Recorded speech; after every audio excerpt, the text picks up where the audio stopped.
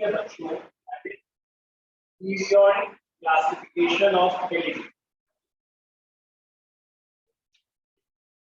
Periodic classification of element. बेटा periodic का मतलब क्या होता है? दैट मींस समथिंग सिस्टमैटिक, इसमें रिपीटिशन देखिए, उसे हम कहते हैं पीरियोडिक। ठीक है, क्लासिफिकेशन का मतलब ये है कि हम चीजों को सिस्टमाइज कर रहे हैं, क्लासेस में डिवाइड कर रहे हैं। तो यहाँ एलिमेंट्स का एक ऐसा क्लासिफिकेशन है जहाँ हमें रिपीटिशन दिखेगा, तो पीरियोडिसिटी दिखेगी, दैट इज पीरियोडिक क्लासिफिकेशन। जैसे कि आप रिपीटिशन ऐसे समझो, स्कूल में आप यूज करते हो word period, period first second third fourth. What is ये? हर एक चीज प्रैक्टिस करने के बाद एक नया टीचर आएगा, एक दूसरा टीचर आएगा, पहले वो पढ़ाएगा, वो पढ़ाएगा, फिर और वो पढ़ाएगा, तो that is periodic. Simple methodology से होता है ना, इसका मोशन कहलाता है पीरियोडिक मोशन, मतलब एक टाइम इंटरवल के बाद फिर रिपीट होता है, तो कोई है पीरियोडिक। Why classification? आप प्रैक्टिकली सोचो कि हर जगह हमने क्लासिफिकेशन करा, ठीक है, हर जगह। जैसे स्कूल में आपकी अटेंडेंस होती है, तो अल्फाबेट में क्लासिफिकेशन करता है टीचर्स, पहले ए वाले ए से नाम लिख के आदमी को बोले जाते हैं एबीसीडी, क्लियर है? तो जिनके नाम ए से आते हैं इक्वली वाइवा में बाकी हर जगह पहले उनकी शाबाश आती है, ठीक है। एक आध बच्चों का आवाज हल्की आ रही है यार, अब आ रही है आवाज? बेटा आवाज करके ना मेरे गला खराब है, ठीक है, इसलिए आपको हो सकता है थोड़ा गड़बड़ लगे आवाज। तो क्लासिफिकेशन बेसिकली आप सोचो ना, आप किसी मॉल में गए, किसी दुकान पे गए और वहां रैंडम चीजें रखी हो, और एक ऐसी जगह गए जहां एक सिस्टमैटिक चीजें रखी है। सिस्टमैटिक समझते हो ना, कि अगर लेट सपोज उन्होंने डायमंड का रिप्रेजेंटेशन किया, तो पहले 1 लाख रुपए वाला डायमंड रखा है, फिर 50 लाख का रखा है, फिर 1 करोड़ का, फिर 10 करोड़ का, एक ऑर्डर में रखा है। वैसे तुमने कौन सा खरीदना है, तुम तो खाली देखने ही गए हो, लेकिन कायदे से देख तो सकते हो। तो यहाँ पे भी यही है, एक ऑर्डर और ऑर्गेनाइज मेथड या ऑर्गेनाइज तरीके से एलिमेंट्स को रखना, दैट इज पीरियोडिक क्लासिफिकेशन। तो पहला क्वेश्चन है, why we need classification? Why we need classification? Clear है? ये स्कूल में क्लासेस क्यों बनाई, क्यों बनाई? सिस्टमाइज हो जाए, हर चीज सिस्टमैटिक हो जाए, और अगर 100 एलिमेंट है तो हमें 100 के 100 याद ना रखने पड़े, हम कुछ ग्रुप्स को याद करें, बाकी सबका प्रॉपर्टीज का अंदाजा अपने आप लग जाए, तो हमारी स्टडी सिंप्लीफाई हो जाएगी, चीजें सिस्टमैटिक हो जाएंगी, इसलिए क्लासिफिकेशन की जरूरत है। डन। कई साइंटिस्ट हिस्ट्री में आए जिन्होंने क्लासिफिकेशन करने की कोशिश की और ऑब्वियसली फेल भी हो गए, ठीक है। तो कौन कौन से साइंटिस्ट ने हिस्ट्री में योगदान दिया? तो बच्चों, ये पुराने हिस्ट्री के साइंटिस्ट ज्यादा नहीं पूछे जाते, वही 10th स्टैंडर्ड के 3 साइंटिस्ट को ज्यादा देखेंगे हम।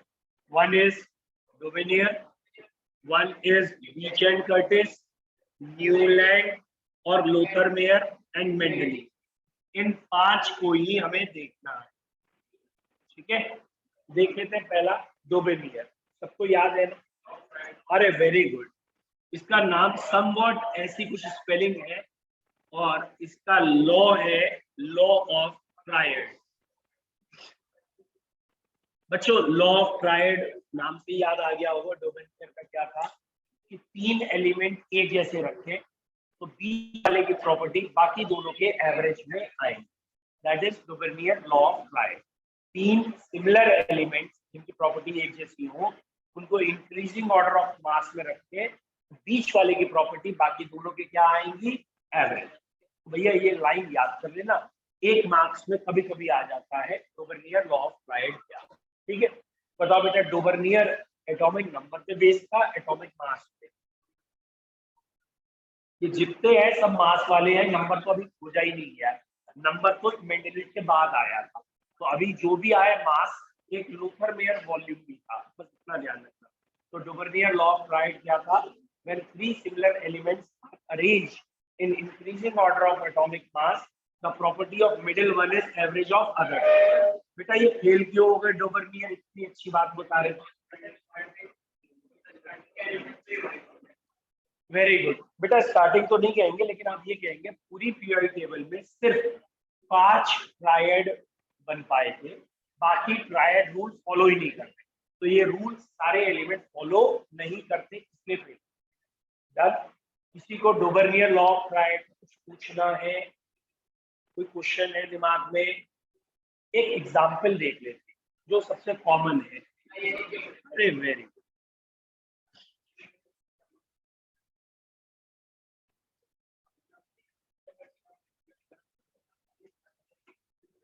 कोई डाउट है किसी बच्चे को? एग्जांपल याद आ गया?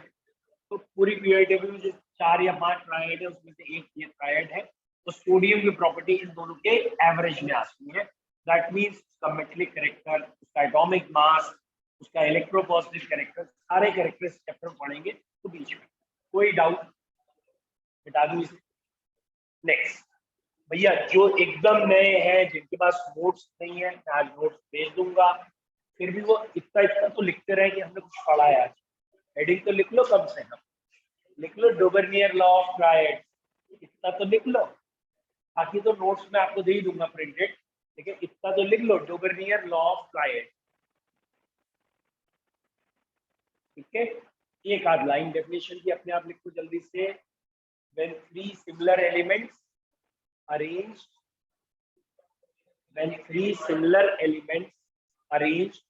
in increasing order of atomic mass, when three similar elements are arranged in increasing order of atomic mass, then the properties of middle element is average of other। अब चाहे खाली मास को कह दो कि मास बाकी दोनों के एवरेज था, सारी चीजें एवरेज थी। थ्री सिमिलर, सिमिलर वर्ड जरूर लिखना, एक जैसे ही होने चाहिए। ये नहीं कि आपने एक ग्रुप वन का एक ग्रुप टू का एलिमेंट देखो, एक ही ग्रुप के तीनों मिडिल वाले की प्रॉपर्टी बाकी दोनों के। कोई डाउट? अगला है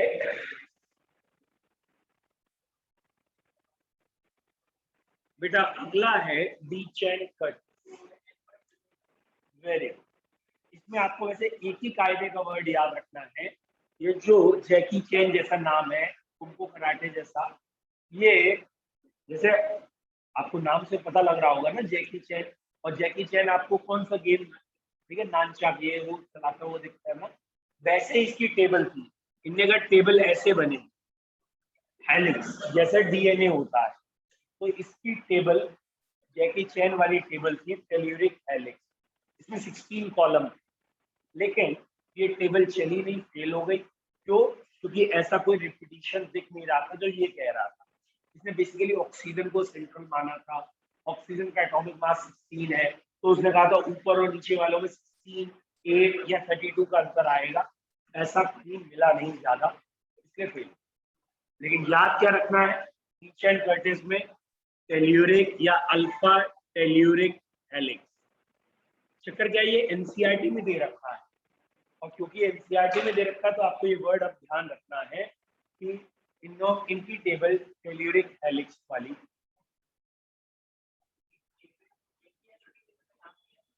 हाँ, इनकी टेबल इस पैटर्न में, दैट इज हेलिकल पैटर्न, जैसे हमारा डीएनए होता है। नेक्स्ट अगला है बेटा, एक नया ही कंसेप्ट है, दैट इज न्यूलैंड। ऑब्वियसली उनका लॉ था लॉ ऑफ ऑक्टेव। ठीक है, याद आई गया होगा आपको। यहाँ पे इन्होंने ये कहा था एटॉमिक मास के इंक्रीजिंग ऑर्डर में आप अरेंज करें। जब आप अरेंज करेंगे तो जो भी 8वां एलिमेंट आएगा, जहां से भी शुरुआत करोगे, जहां से भी शुरुआत करोगे, जो 8वां आएगा वो जहां से आपने शुरुआत की उसको मैच करेगा। मतलब ये हाइड्रोजन है, हीलियम डिस्कवर नहीं की, lithium, beryllium, boron, carbon, nitrogen, oxygen, chlorine, sodium, magnesium, aluminium, silicon, phosphorus, sulphur, chlorine, potassium, calcium, यही तक ये लगा। यहाँ इनर्ट गैस डिस्कवर नहीं। और आप किसी से भी स्टार्ट करके देखिए तो आपको ये 8वां एलिमेंट ही दिखेगा और इनकी प्रॉपर्टी मैच करती है। ये हमने आज की टेबल के हिसाब से लिखा है और हमें मालूम है एक ग्रुप में ये एलिमेंट्स आते हैं। तो इसने अपना संगीतमय सुर छेड़ा और इसका संगीत क्या था, ऑक्टेव संगीत को ही कहते हैं कि इसने कहा कि ये जो केमिस्ट्री है ना ये संगीत से प्रेरित है और हर 8वां सुर पहले सुर को मैच करता है नेचर में, तो यहाँ पे भी होगा।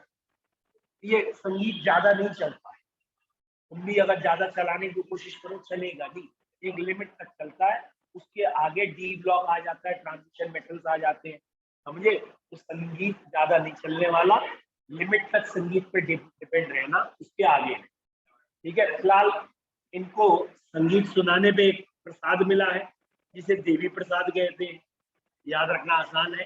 इन्हें कौन सा अवार्ड मिला, देवी अवार्ड मिला, भाई याद रखना आसान है। संगीत सुनाया, देवी प्रसन्न हुई, देवी प्रसाद मिल गया, तो देवी अवार्ड मिला था इन्हें। तो न्यूलैंड लॉ ऑफ ऑक्टेव क्या है, definition clear? If we arrange element in increasing order of atomic mass, every 8 element resembles the starting one. ये हुआ लॉ ऑफ ऑक्टेव। फेल क्यों हुआ, जब इनर्ट गैसेस डिस्कवर हो गई तो 8 की जगह 9 रिपीट होने लगा। इनर्ट गैस आते ही ये नंबरिंग चेंज हो गई, वहां फेल हो गया। और कैल्शियम के बाद और एलिमेंट जब लगाए तब फेल हो गया। बेटा जो आप पहले पॉइंट कह रहे थे ना कुछ एलिमेंट तक लगा, वो ये लॉ था, ये यहाँ तक लगा, इसके आगे। क्लियर, समझ में आ रहा है? तो यहाँ साफ साफ बताया जा रहा है न्यूलैंड लॉ ऑफ ऑक्टेव में कि ये जो संगीत है ये बहुत लंबी दूरी तक साथ नहीं देगा, ठीक है, और 8वां सुर पहले सुर को मैच करता है। यानी अगर आपको पियानो बजाना आता है तो जहां आप पहले नोट पे रखेंगे हाथ, वहां से 8वें नोट पे वही आए। समझ में आ गया? अब कोई एक शरारती तत्व ये होता जरूर है कि अच्छा ऐसा ही होता है, हमें नहीं समझ में आया, तो मैं ऐसे बच्चों को वेलकम करता हूँ, बहुत आराम से समझा ले कि ऐसा होता है, मैं उन्हें यहाँ बुलाता हूँ, उसके बाद कहता हूँ देखो बेटा मुझे तबला बजाना भी आता है, मैं तुम्हें लगातार 8 झापड़ मारूंगा, बच्चे देखेंगे जो 8वां झापड़ होगा और जो पहला झापड़ होगा उन दोनों की आवाजें सुन के देखना, मजा आएगा, सेम नहीं एकदम। तुम लोगों में कोई समझ में नहीं आया, आ गया? सब क्या आ गया? वेरी बिल्कुल क्रिस्टल क्लियर है, ठीक है। ये ऑनलाइन वाला एक जरूर कहेगा हमें नहीं आया, बेटा तेरा तो मैं नाम नोट कर लूंगा, जिस दिन को यहाँ आएगा तो ये पहले यही समझाऊंगा, ठीक है।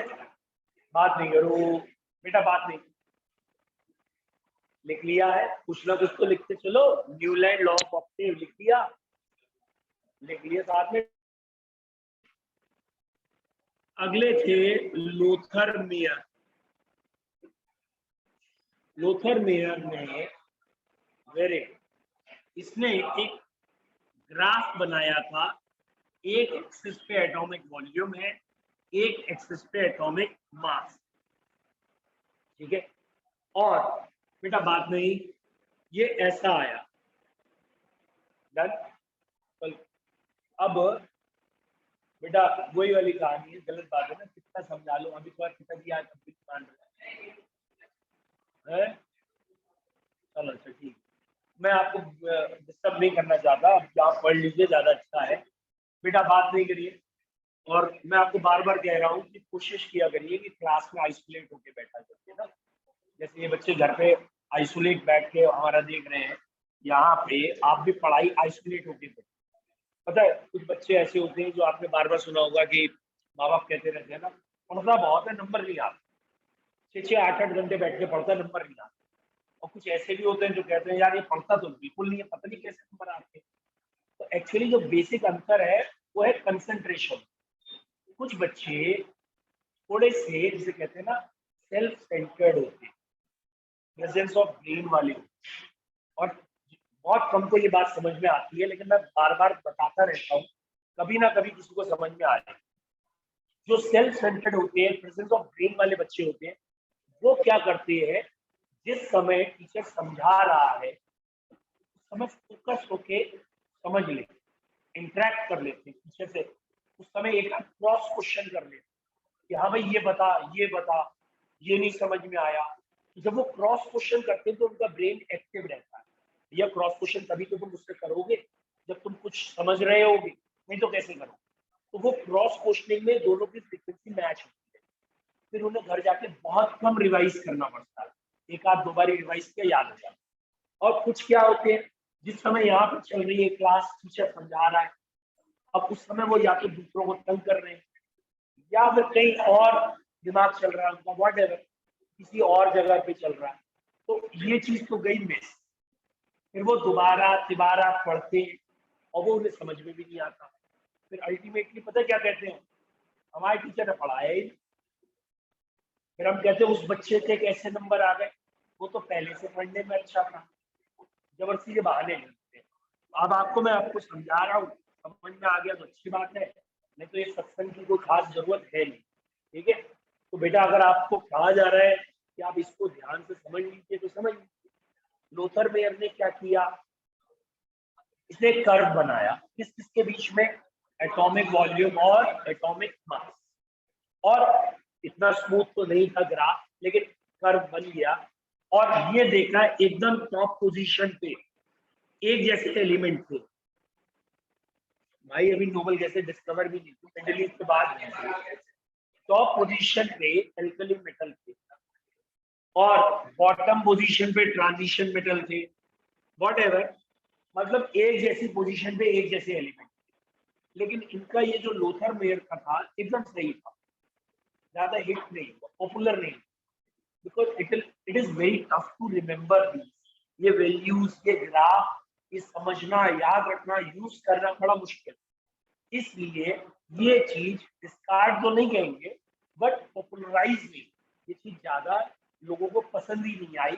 क्यों, हम क्लासिफिकेशन कर रहे हैं अपनी स्टडी को सरल करने के लिए। ये कह रहे हैं ये भी याद करो, वो भी याद करो, ये भी करो, वो, तुम यार क्लासिफिकेशन अलग ही रखो, इसे किनारे कर डन। बट इसका कोई खास ड्रॉबैक नहीं डन। Lothar Meyer clear. इससे एक पॉइंट याद रखिएगा जो अधिकतर बच्चों का गलत होता है पीरियोडिक टेबल, इस ग्राफ से वो याद करता है। ध्यान से सुनना, चलो मैं पूछ लेता हूँ जो पहले बच्चे पढ़ चुके हैं। बेटा बताओ, पीरियोडिक टेबल में टॉप से बॉटम जाते हैं, साइज बढ़ता है या कम होता है? साइज बढ़ता है क्योंकि शेल्स बढ़ती, याद आ गया। अब क्वेश्चन ये है, पीरियोडिक टेबल में लेफ्ट से राइट जाती है, लेफ्ट से राइट, तो एटॉमिक वॉल्यूम बढ़ता है या कम होता है?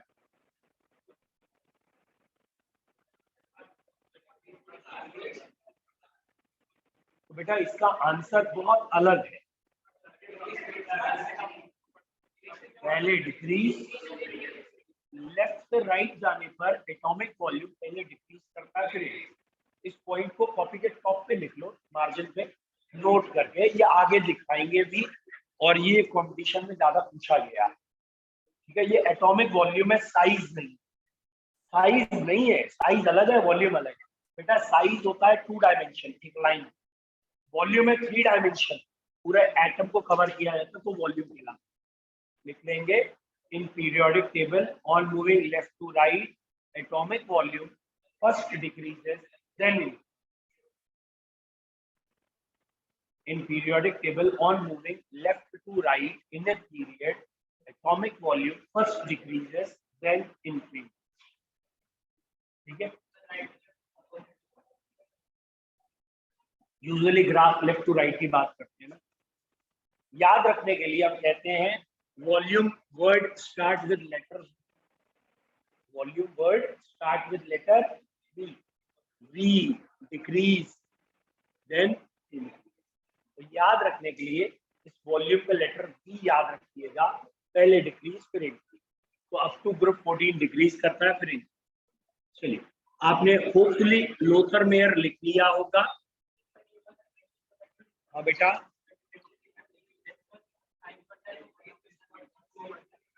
बेटा एक बच्चे ने बात तो अच्छी पूछी है, लेकिन चलो ये अभी मैं एक्सप्लेन कर देता हूँ, जरूरत नहीं पड़ेगी।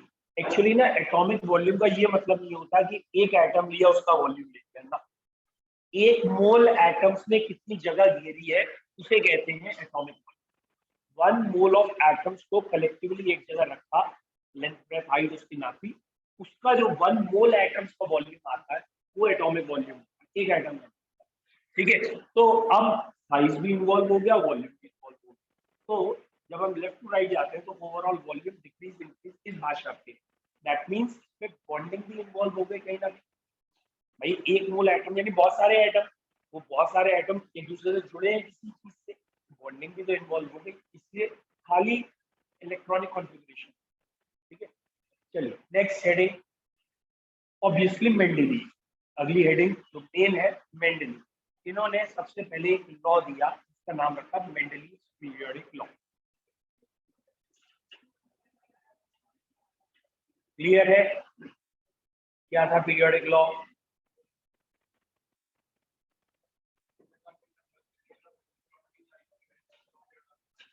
मेंडलीव पीरियोडिक लॉ था, एक मैथमेटिक्स है इसके पीछे, वो बात अलग है कि किसी से आप अगर ये लॉ पूछोगे तो नहीं बता पाएगा, गारंटी दे।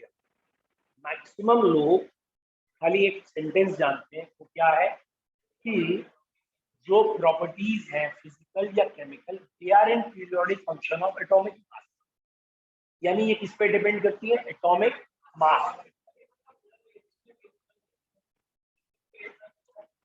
हाँ, एटॉमिक मास पे डिपेंड करती है, तो ये तो कह रहे हैं।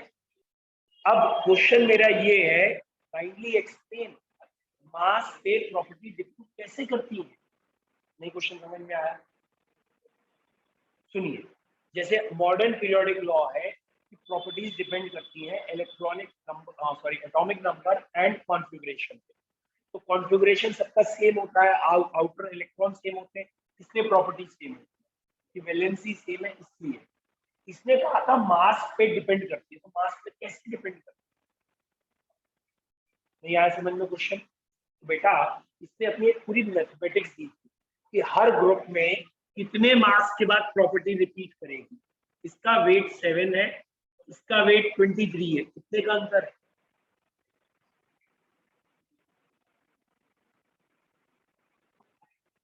समझ में आया? इसने हर ग्रुप के लिए कैलकुलेशन दी और बताया था देखो इतने मास के बाद प्रॉपर्टी फिर से वही आ जाए। तो इसने मास के हिसाब से बताया था कि इतना वजन जब हो जाएगा तो प्रॉपर्टी बदलेगी, और हर ग्रुप के लिए वो अलग था। ये नहीं है कि चीज इज कॉमन, जैसे जैसे हैवी जाएगा तो मैथमेटिक्स अलग। Clear? Mendeleev was known as genius of that time, उस जमाने का जीनियस माना जाता था, जिसने लगभग 63 एलिमेंट्स को 8 ग्रुप्स में बांट दिया। ठीक है, मेंडलीव की पीरियोडिक टेबल में 8 ग्रुप्स थे। पीरियड कितने थे? चलो, वैसे ओरिजिनल पीरियोडिक टेबल में सीरीज कहलाती थी जो 12 थी, लेकिन हाँ पीरियड 7 ही कहलाता। ठीक है, आप सीरीज वर्ड जानते हो तो 12 थी, नहीं जानते हो तो छोड़ दो, जो डिस्कार्ड हो चुका है। पीरियड चलता है आजकल 7। बता देता हूँ, ये है, ये ग्रुप 1 था मेंडलीव के टाइम का। ग्रुप 1 में दो सब ग्रुप थे, 1A और 1A में कौन था? Lithium, sodium, potassium, rubidium, caesium. और 1B में कौन था? Copper, silver and gold. ये था। अब अगर आपको समझ में आ गया तो क्या है, ये देखो, ये लिथियम सोडियम, ये तो अलग पीरियड है। पोटेशियम और कॉपर आज हमें पता है ये दोनों ही पीरियड 4th में। मेंडलीव ने इनके बीच में भी एक पार्शियल लाइन खींची हुई और इसे सीरीज में बांट दिया था। ये अलग सीरीज है, ये अलग है, ये अलग है, ये अलग है, ये अलग है, ये अलग।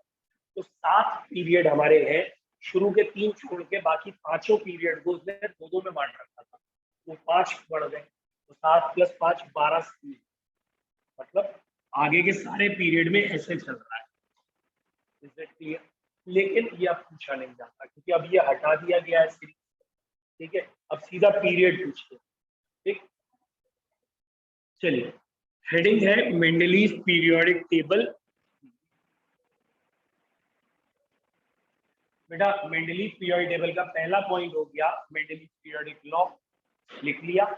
Physical and chemical properties are in periodic function of their atomic mass. Physical and chemical properties are in periodic function of their atomic mass. ठीक है, अब पूछो। फिजिक्स वाला ही अंतर है और कुछ अंतर थोड़ी। फिजिक्स वाले कहते हैं नहीं वेट मतलब m इंटू जी, मास मतलब खाली है, जी इन्वॉल्व नहीं, बस और कुछ। और क्या, वही है केमिस्ट्री, वही है। ठीक है, बात नेक्स्ट पॉइंट लिख लिया बेटा। ये मेंडलीव की ओरिजिनल टेबल में लिख लीजिए 8 group 7 period. Original Mendeleev periodic table has 8 group and 7 period. बच्चों 8 ग्रुप में ये फर्स्ट है, ए है, बी है। ऐसे ही सेकंड का ए बी, थर्ड का, फोर्थ का, फिफ्थ का, सिक्स का, सेवेंथ का भी ए और बी था। फर्स्ट से लेके सेवेंथ पे ए और बी। और जो एट्थ ग्रुप रखा था उसमें 3-3 एलिमेंट एक साथ रखे, 3 जगह 3-3 एलिमेंट रखे। ये मेंडलीव की table, first period, second, third, fourth, 8, 7, first से लेके 7 तक सबके ए और बी, मतलब सबके अंदर 2-2 एलिमेंट रखे थे ए और बी तक। और जो 8 आ रहा था उसमें ए बी कुछ नहीं था, ठीक है, 8 का ए बी नहीं दिया था, लेकिन 3-3 एलिमेंट थे। जैसे पहला ट्रायड था आयरन, कोबाल्ट, निकल, ऐसे ही बाकी 2 और ट्रायड, ये थी टेबल। ठीक है, तो ये मेंडलीव से क्वेश्चन हुए भैया, यहाँ तो ए बी लिखते हैं, या फाइनल लिखा है ए बी, हर जगह ए में एक एलिमेंट, यहाँ 3-3 क्यों, इसका रीजन नहीं मिला। तो ये मेंडलीव के तरीके से डीमेरिट्स या क्वेश्चनेबल थिंग थी, ऐसा क्यों। अब आ जाते हैं मेंडलीव के फायदे, मेरिट्स, बताओ बेटा। समझा भी, बोलो बेटा।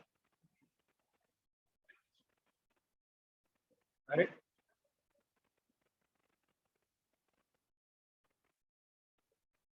बोलो ना, अब रुक जाओ।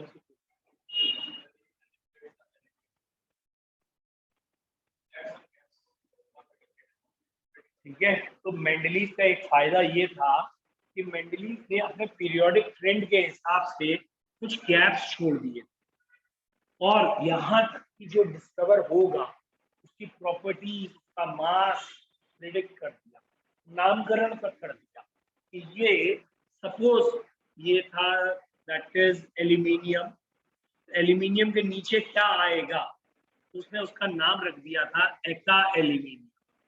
आज की तारीख में वो गैलियम कहलाता है। ऐसे ही सिलिकॉन के नीचे उसने नाम रख दिया एका सिलिकॉन, आज की तारीख में जर्मेनियम। और बोरॉन के नीचे के लिए एका बोरॉन, जो आज स्कैंडियम है। समझ में आ गया, बोलो क्लियर है। समवट कोई एक डायलॉग था, मैं भूल गया, सीता गीता से अलग है, बीएससी नहीं एमएससी की है, एक डायलॉग था, लेकिन वो याद करने के लिए था, लेकिन इतना जरूरी नहीं है, डायरेक्ट याद आ रहा है। एका सिलिकॉन जर्मेनियम है आज की तारीख में, एका एल्यूमिनियम गैलियम है, और एका बोरॉन स्कैंडियम। तो ये बीएससी वाला याद रख लो, ये भूलने लायक है कि एका बोरॉन को अब क्या कहते हैं। एका बोरॉन, पहले एका बोरॉन था, अब स्कैंडियम। और एल्यूमिनियम के नीचे गैलियम होता है, वो याद रहता है, और सिलिकॉन के नीचे जर्मेनियम है, वो याद। ठीक है, बस ये बोरॉन वाला भूल। तो मेंडलीव का एक फायदा हो गया कि उसने गैप छोड़े, प्रिडिक्शन किया, तो इनकी डिस्कवरी आसान। और दूसरा फायदा,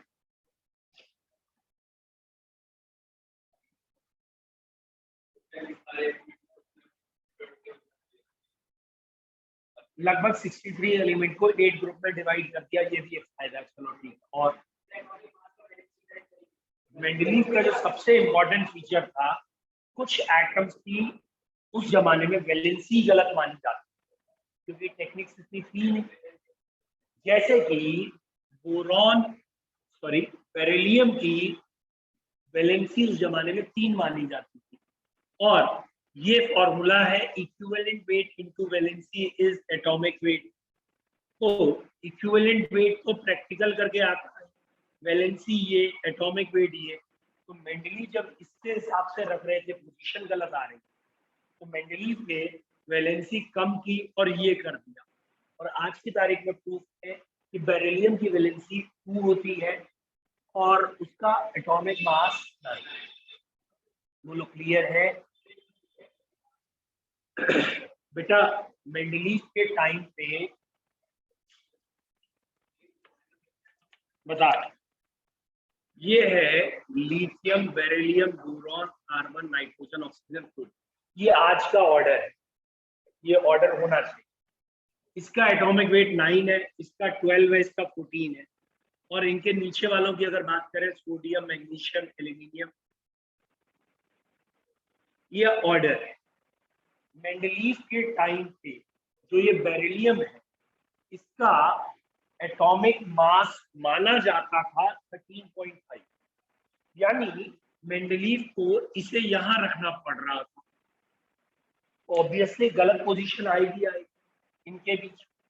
तो मेंडलीव ने थोड़ी बहुत जुगाड़ लगा के सोच समझ के कहा कि यार ये गलत है, यहाँ रख रहा हूँ तो सिमेट्री बिगड़ है, भाई सबकी पोजीशन आगे पीछे होगी।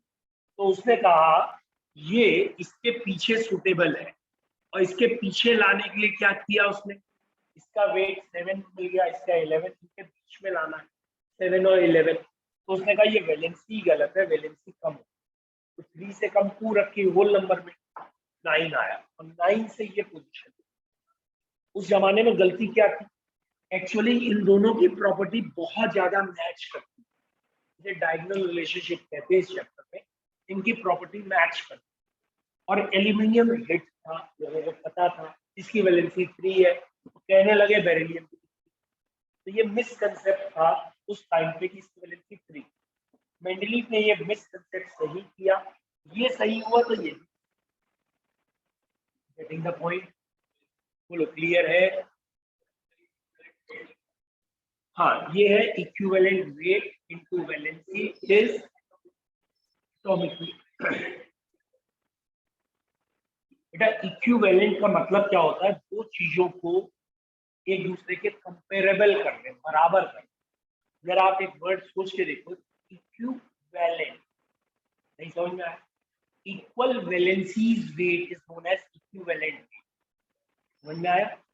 या इसको सिंपल भाषा में, जैसे सपोज दैट, कोई एक जनरल एग्जांपल सोच लेते हैं कि सपोज दैट आप कहीं बाहर गए, आपने लेट सपोज गाड़ी जा रही थी, आपने अपनी स्कूटी उस पे मारा, उसका शीशा टूट, ठीक है? अब वो कह रहा है भाई कुछ करो भाई, ये तो शीशा टूट गया, शीशा डलवाओ। उसने तलाशी ली तुम्हारी, पैसे निकले नहीं, तुम बोले हम तो भुगते, पैसे आई नहीं।